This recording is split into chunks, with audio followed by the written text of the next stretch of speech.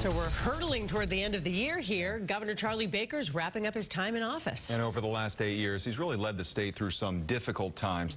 He sat down with WBZ political analyst John Keller for an exit interview today and had a final warning of a threat he sees coming to taxpayers. What's the toughest decision you made over the last 8 years? I would argue every decision that we made during the COVID pandemic was enormously difficult. It hasn't been a milk run for Charlie Baker, even though he exits next month as one of the nation's most popular governors. But one consistent theme of the Baker years has been resistance to new broad-based taxes. And Baker views the just-passed millionaires tax as the start of a damaging trend. Are you worried that we're headed back to Taxachusetts?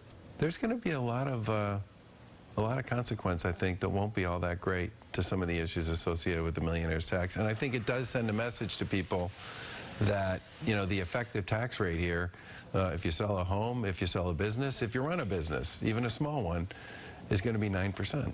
And what about Proposition 2.5, the 41-year-old property tax limitation law that some on Beacon Hill have been trying to undermine for years? Yes, it's always on the agenda. Prop 2.5 has been on the radar every year for as long as I can remember, and I've said many times, I think Prop 2.5 is probably one of the most important fiscal responsibility and economic development pieces of legislation that ever passed in Massachusetts. I made very clear early on that Prop 2.5 was sacrosanct as far as I was concerned. How about the incoming governor?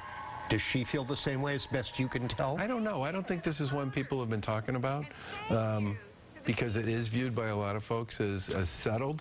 But I think doing anything to Prop 2.5 would be a huge mistake.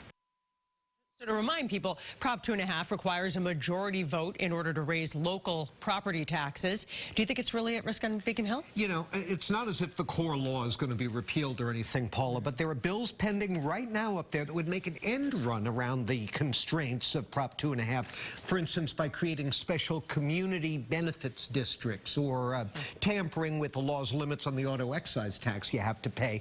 So these moves have been blocked for years by the threat of public backlash and gubernatorial veto. But after the passage of the tax hike last month, which was supported by Governor-elect Healy, Baker's not the only Prop 2.5 backer who's wondering what comes next. Interesting message on the way as he closes the door. Stay tuned. Yep. John Keller, thank you.